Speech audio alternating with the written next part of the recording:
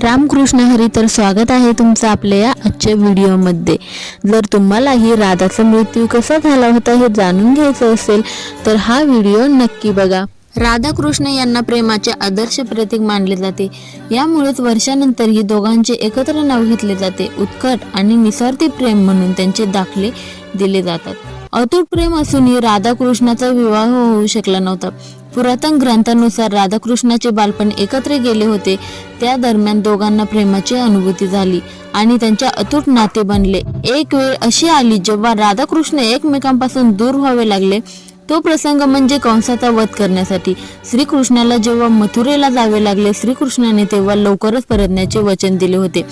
देवी राधाने खूप दिवस श्रीकृष्ण परतण्याची वाट पाहिली, परंतु परिस्थितीमुळे त्यांना येता आले नाही। असे सांगतात की काही काळानंतर देवी राधाचा विवाह एका यादवाशी झाला। विवाहानंतर देवी राधाने आपल्या सर्व जबाबदाऱ्या पार पाडल्या, परंतु मनातल्या मनात त्या श्रीकृष्णावर प्रेम करत होते। श्रीकृष्णाबद्दल त्यांचे प्रेम तसूभरही कमी झाले नाही। दुसरीकडे भगवान श्रीकृष्णाचा विवाह सुद्धा देवी रुक्मिणीशी झाला। राधाप्रमाणेच रुक्मिणी श्रीकृष्णावर प्रेम करायच्या आणि त्यांच्याशी विवाह करण्याचा त्या आपला भाव रुक्मिणी विरुद्ध गेल्या। यामुळे श्रीकृष्णाने रुक्मिणीला पळून आणून विवाह केला। मथुरेत कंसवधानंतर श्रीकृष्णाने अनेक राक्षसांचा संहार केला। या दरम्यान महाभारत युद्धाचा काळही आला। आयुष्यभर विविध लीला करणारे श्रीकृष्ण द्वारकेत येऊन स्थिरावले। येथे कानाला द्वारकाधीश नावाने ओळखले जाऊ लागले। श्रीकृष्ण आणि देवी राधाने पूर्ण आयुष्य आपापली कर्तव्ये पार पाडली। सर्व कर्तव्यातून मुक्त झाल्यानंतर देवी राधाने पुन्हा श्रीकृष्णाला भेटण्याचा निश्चय केला।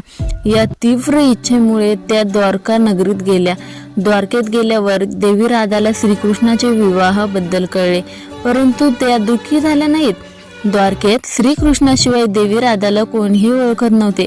श्रीकृष्णाने देवी राधाला पाहताच त्यांच्या आनंदाचा पारावर उरला नाही। ते दोघेही खूप दिवस संकेताद्वारे बोलत राहिले। कानासोबत जास्त वेळ घालण्यासाठी त्यांनी महालात राहण्याची परवानगी मागितली। मग देविकेच्या रूपात त्या कृष्ण महालात राहू लागल्या। देवी राधा महालात राहून तेथील जबाबदाऱ्या सांभाळू लागल्या। त्यांना जेव्हा संधी मिळायची त्या श्रीकृष्णाचे मनोभावे परदर्शन घ्यायच्या। महालात श्रीकृष्णाजवळ राहूनही देवीला राधाला कृष्णाची आध्यात्मिक भावाची अनुभूती होत नव्हती। त्यामुळे त्यांनी महालापासून दूर जाण्याचा निर्णय घेतला, जेणेकरून त्यांना पुन्हा एकदा उत्कट भक्तीची अनुभूती होईल। देवी राधा द्वारकेतच दूर राहू लागल्या। काळाबरोबर देवी राधा अशक्त होऊ लागल्या। त्यांचा अंतिम काळ जवळ आला होता। अशा परिस्थितीत भगवान श्रीकृष्ण त्यांच्या जवळ पोहोचले। श्रीकृष्णाने देवी राधाची मनोकामना विचारली, जेणेकरून ती पूर्ण करता येईल। तेव्हा देवी राधाने त्यांना शेवटची बासरी वाजवण्याचे सांगितले। राधाच्या अनुरोधावरून श्रीकृष्णाने बासरी वाजवणे सुरू केले आणि खूप मधुर धून कानी पडू लागली।